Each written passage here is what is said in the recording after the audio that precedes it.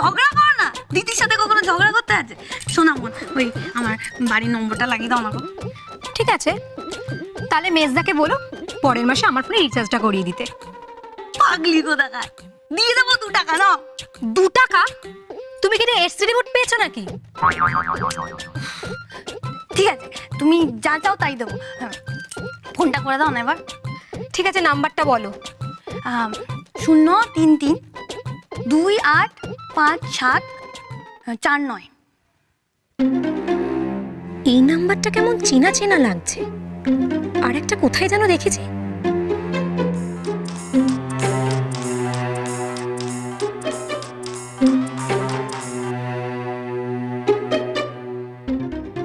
এই নাম্বারটা থেকে সিদ্ধার্থর ফোনে ফোন এসেছিল না? কিন্তু এই নাম্বার থেকে সিদ্ধার্থকে কে ফোন করবে? কি গো হচ্ছে? আমি দাও। হ্যাঁ মা, মা কে কই গো?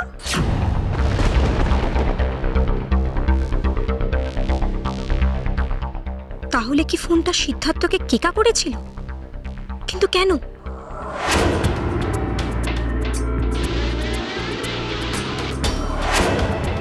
আমাকে লুকিয়ে তুমি এসব করছো? তুমি যা ভাবছো ঠিক তা নয় সোমা, মানে আসলে মানে কে ফোন করেছিল, কি কথা বললো, কিছু শুনতে পাও? তোমার মতো এরকম একটা মেয়েকে পাওয়ার পর কেউ কি আর অন্য কোনো মেয়ের দিকে যেতে পারে? Thank you.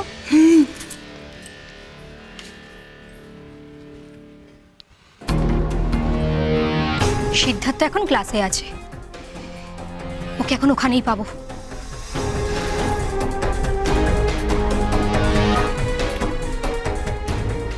কেসটা কি? সুমা এখন সিদ্ধার্থের সাথে দেখা করতে যাচ্ছে?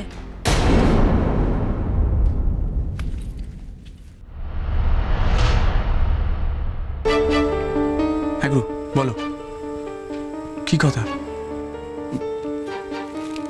আচ্ছা আচ্ছা, আসছি।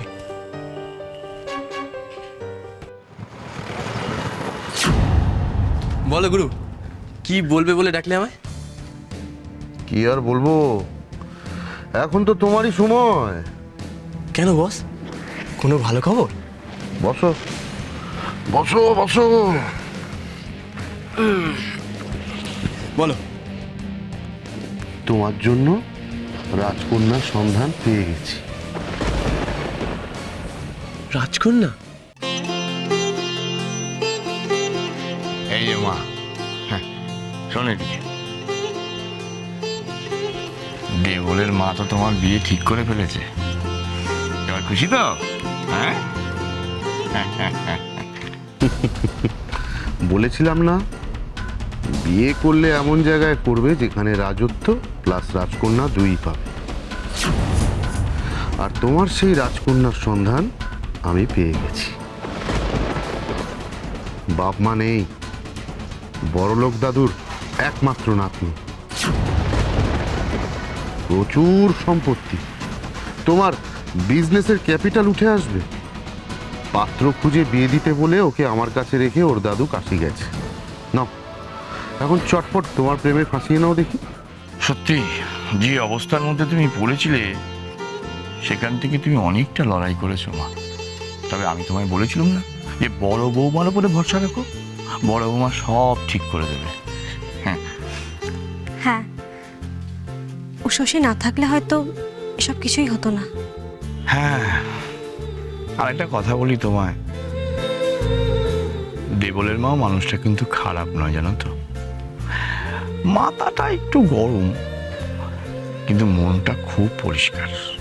উপরে উপরে তোমায় এমন ভাব দেখাবে যে তোমার উপর খুব রেগে আছে, কিন্তু ভেতরে ভেতরে না সব দিকে তোমার খেয়াল রাখবে। এই যে যখন জানতে পারলে যে তোমার উপর খুব অন্যায় হয়েছে, তারপর থেকে তোমায় কেমন আগলে রাখলে বলো দেখি। হ্যাঁ, এখন তো তোমার বিয়েও দিচ্ছে। আরে গুরু, সে তো খুব ভালো খবর, কিন্তু আমি তো এদিকে ফেসে আছি।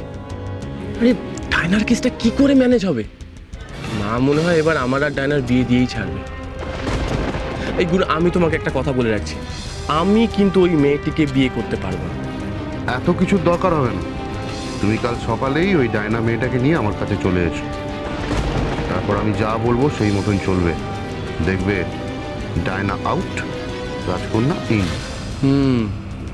ডায়নাকে আমি বলেছি তোমার সাথে দেখা করার কথা। দেখি কাল সকালে ভুলিয়ে ভালিয়ে নিয়ে আসবো। তবে যা করার খুব সাবধানে করবে। তোমার ওই বড় বৌদি যেন ঘুণাক্ষরেও টের না পায়। ওকে বস। দাঁড়াও, মেয়েটাকে ডাক। লক্ষ্মী, এই যে মেয়ে, একদিন তো গায়ে হাওয়া লাগিয়ে ঘুরে বেরিয়েছো, ভালো কথা। এখন কিন্তু শুধু গল্প করে বেড়ালেই চলবে না, সংসারের কাজকর্ম সব শিখে নিতে হবে। ভবানীর কপালও হয়েছে তেমন, বাড়ির বউরা সব বাপের ঘর থেকে কাজকর্ম শিখে আসে। ভবানীর কপালে সবই উল্টো। বড় বৌমা এখনো হেসেল সামলাতে হিমশিম খায়, আর তুমিও জুটবে আর একজন তেমনই। বলুন গুরুজি।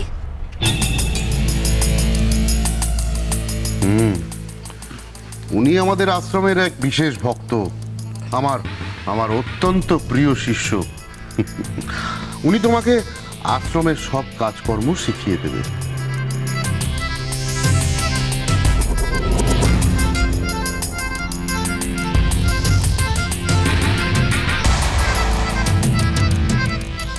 এখন থেকে লেগে পড়ো, সংসারের সমস্ত কাজকর্ম ভালো করে শিখে নিতে হবে, নাহলে ভবানীর থেকে খারাপ কেউ হবে না, বলে দিল।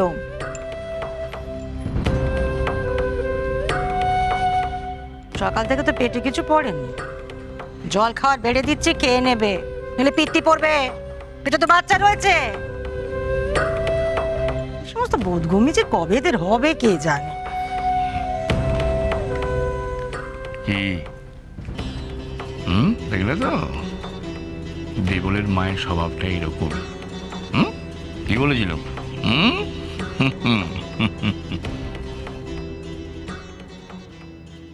এই যে ম্যাডাম, কি কোথায় যাওয়া হয়েছিল?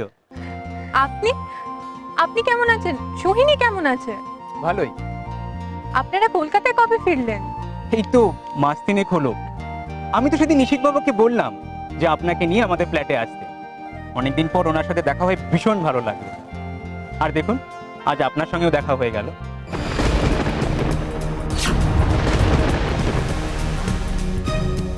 নিশিতের সঙ্গে আপনার দেখা হয়েছিল? হ্যাঁ, উনি তো ওনার বোনকে নিয়ে আমার চেম্বারে এসেছিলেন।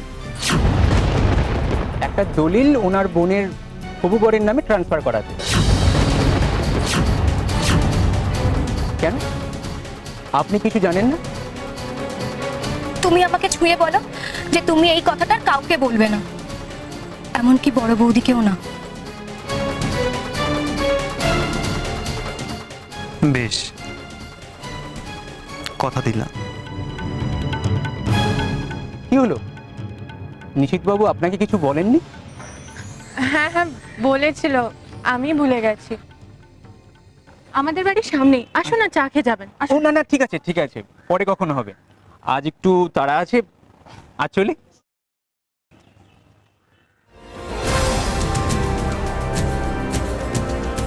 নিশিত, এরকম একটা কথা তুমি আমার কাছে লুকিয়ে গেলে। কোন দলিল তুমি সিদ্ধার্থকে দিয়েছো? কেন এরকম একটা ব্যাপার আমাকে অন্তত আগে জানালে না?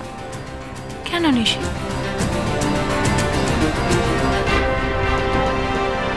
খুব বড় একটা অন্যায় কাজ করে ফেলেছি। কি করেছিস বলবি তো?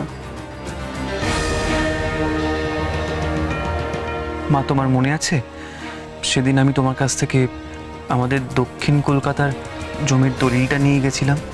হ্যাঁ, তুই তো বললি এটা কি দরকারে নিচ্ছিস। আমি সেই জমিটা সিদ্ধার্থর নামে করে দিয়েছি।